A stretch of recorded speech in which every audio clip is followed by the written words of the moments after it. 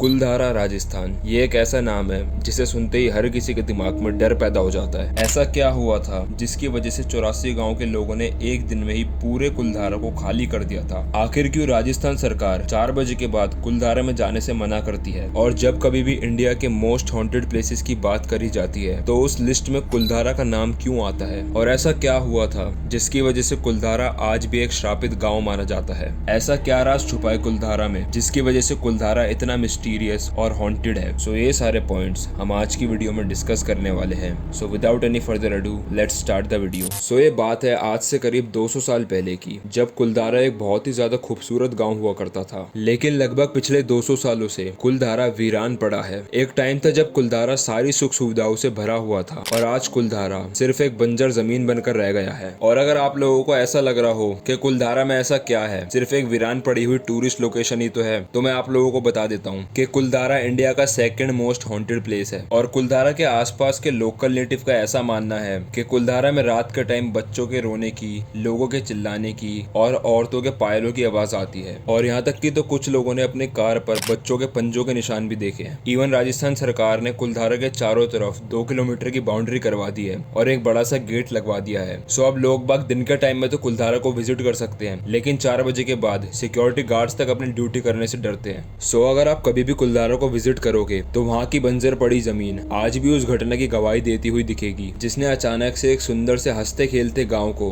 एक वीराने में तब्दील कर दिया है। लेकिन कुलधारा जिस हालात में आज है वो पहले नहीं था। अब बहुत सारे आर्कियोलॉजिस्ट और इतिहासकारों का ऐसा मानना है कि कुलधारा गांव नो डाउट एक दिन में खाली हो गया था, लेकिन वो भूत प्रेत वाली बात से एग्री नहीं करते। तो चलो आओ कुलधारा के पीछे की स्टोरी जान लेते हैं। आखिर वो क्या राज है जिसकी वजह से कुलधारा इतना हॉन्टेड माना जाता है। सो आज से करीब 200 साल पहले राजस्थान के जैसलमेर शहर में, जिसको हम गोल्डन सिटी भी बोलते हैं क्योंकि जैसलमेर में सारे घर गोल्डन या येलो कलर से पेंटेड हैं और सुबह की पहली किरण पड़ते ही जैसलमेर चमकते हुए सोने की तरह लगता है। सो जैसलमेर से करीब 18 किलोमीटर दूर कुलधारा गांव बसा हुआ है और इस 18 किलोमीटर के डिस्टेंस के बीच में लोगों ने बहुत सी सुपरनेचुरल या पैरानॉर्मल चीजें एक्सपीरियंस करी है, क्योंकि ये रास्ता पूरा का पूरा सुनसान पड़ा है और कोई रेयर चांस होगा कि आपको अपनी गाड़ी के अलावा कोई और गाड़ी दिखे। और जैसे ही आप कुलधारा में एंटर करोगे तो आप अपने सराउंडिंग में बहुत सी नेगेटिव एनर्जी को इजीली फील कर सकोगे और आपको ऐसा लगेगा कि आप एक अलग दुनिया में आ गए हो। और कुलधारा घूमने आए कुछ लोगों ने तो ऐसा भी फील करा है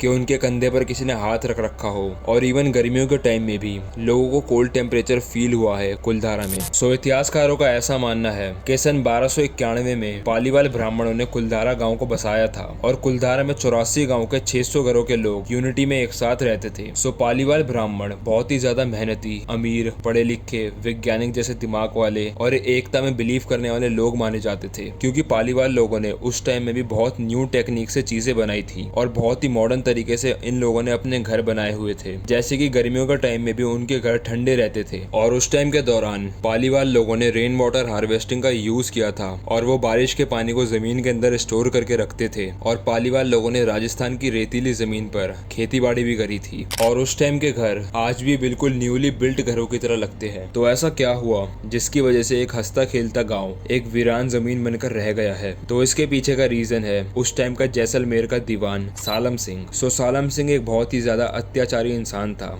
और सालम सिंह का खौफ इतना था कि लोग उसका नाम तक लेने से डरते थे। ये जो चाहता था वो करता था और लोग इसकी क्रूरता को झेल रहे थे। लेकिन सालम सिंह की क्रूरता के पीछे एक रीजन था। तो जब सालम सिंह 11 साल का था तो उसके पिता का गला काटकर उन्हें मार दिया था और वो भी राजद्रोह के आरोप में। और सालम सिंह का पिता भी जैसलमेर का दीवान था और इसी रीजन की वजह से सालम सिंह एक बहुत ही क्रूर और निर्दयी इंसान बन गया था। और तब से ही सालम सिंह की नजरें सोनार किले को हथियाने में लगी हुई थी और इसी वजह से सालम सिंह ने अपना किला सोनार किले से 2 मंजिला ऊंचा बनवाया। तो ये बात सोनार किले के राजा को हजम नहीं हुई, क्योंकि सोनार किले के दीवान का किला राजा के किले से कैसे बड़ा हो सकता है। सो इसी रीजन की वजह से राजा ने सालम सिंह के किले की दोनों मंजिलों को तोड़वा दिया था। और सालम सिंह के अत्याचार और क्रूरता जितनी बड़ी थी उतना बड़ा सालम सिंह खुद भी था। ये सालम सिंह के कपड़ों की फोटोग्राफ है और ये हमारे बच्चन जी हैं। सो आप खुद ही देख सकते हो कि वो भी सालम सिंह के आगे कितने छोटे से लग रहे हैं। सो अब आप खुद इमेजिन कर सकते हो कि सालम सिंह रियलिटी में कैसा होगा। और सालम सिंह औरतों में भी काफी ज्यादा बदनाम था, यहाँ तक कि औरतें उसके महल की परछाई तक से गुजरना पसंद नहीं करती थी। सो एक बारी सालम सिंह कुलधारा गाँव के दौरे पर निकला था और बस कुलधारा पहुंचते ही सालम सिंह की नजर वहाँ के एक पंडित की बेटी पर पड़ गई और बस उसे देखकर सालम सिंह की नीयत खराब हो गई और उस लड़की को हासिल करने के लिए सालम सिंह ने पालीवाल लोगों पर बहुत सारे टैक्सेस भी लगाए ताकि वो लोग सालम सिंह के आगे झुक जाएं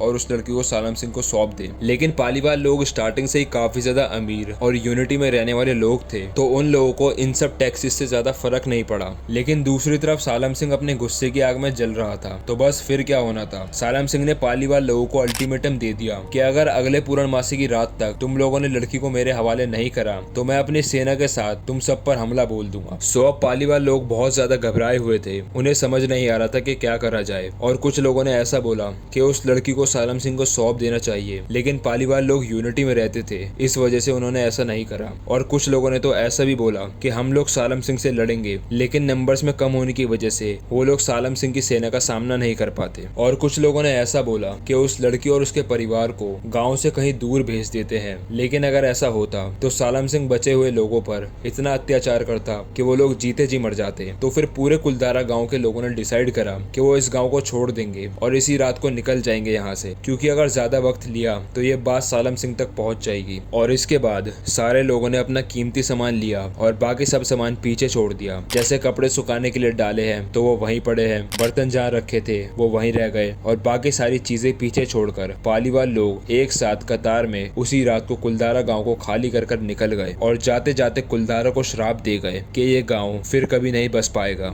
अब कुछ दिन बीतने के बाद पूर्णमासी की रात को सालम सिंह अपनी सेना के साथ कुलधारा पहुंचा और वहां पहुंचते ही सालम सिंह के होश उड़ गए, क्योंकि वहां सन्नाटे के अलावा और कुछ भी नहीं था। यहाँ तक कि उसे लोगों के पैरों के निशान भी नहीं मिलते। और इसके कुछ दिनों बाद सालम सिंह की सेना के कुछ लोगों ने कुलधारा में रहने की कोशिश करी, लेकिन बहुत ही मिस्टीरियस तरीके से उन लोगों की जान चली जाती थी या तो वो लोग बर्बाद हो जाते थे। और कई सारे पैरानॉर्मल एक्सपर्ट्स का ऐसा भी मानना है कि कुलधारा सही में एक हॉन्टेड लोकेशन है। अब वो 84 गांव के 600 घरों के लोग कहाँ गए ये तो किसी को नहीं पता चला, लेकिन आप कमेंट सेक्शन में वीडियो का बेस्ट पार्ट जरूर बता सकते हो और साथ ही साथ में अपनी फेवरेट हॉन्टेड लोकेशन भी जरूर शेयर कर सकते हो। सो अगर वीडियो पसंद आई तो वीडियो को लाइक जरूर कर देना, साथ ही साथ में कमेंट करना मत भूलना और मेरे चैनल को सब्सक्राइब भी कर लेना और नोटिफिकेशन बेल को भी ऑन कर लेना, ताकि ऐसी अच्छी वीडियो का नोटिफिकेशन आपको जल्दी से जल्दी मिलता रहे। तो मैं मिलता हूँ आपसे नेक्स्ट वीडियो में। Till then stay strong and love you all.